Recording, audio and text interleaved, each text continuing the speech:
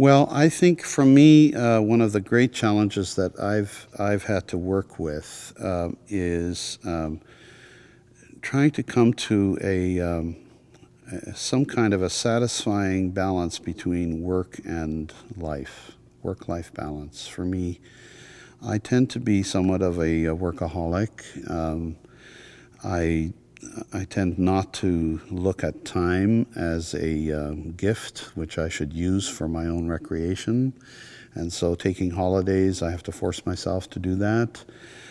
So, work life balance, especially when I was chair of the Department of Music, this was an extremely demanding job. And what that also relates to is the dichotomy between being a reactive person, where you are trying to satisfy everybody's questions and everybody's needs to such an extent that you can't be proactive about things that you are working on for your own interest's sake, let's say. And part of my background, I think, is that I grew up in a family setting where we were striving to please other people a lot. And we got our satisfaction out of that, our self-esteem. And I sensed that right from my dad, for sure, and through my older siblings as well. And that's been a constant struggle for me, a challenge, to try to come to terms with the fact that I can't be everything to everybody, and I don't have the answers to everybody, and I should stop writing emails after 10 p.m., you know.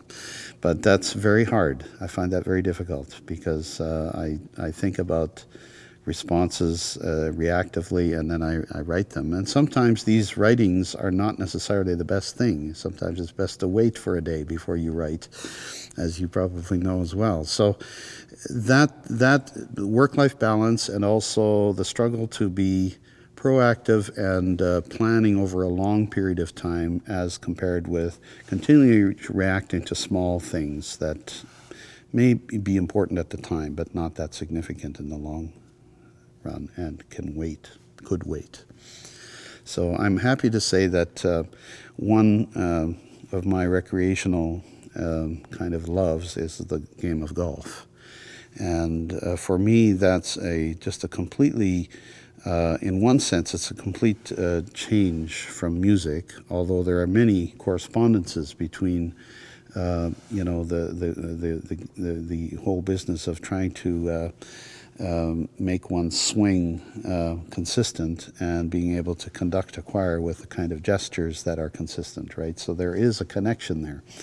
But at the same time, it takes you away from music, and you have to spend 4.5, 5 hours away from what you're doing. And for me, that's very important. So I can't wait for the month of May here in a couple of weeks to be able to explore that possibility again.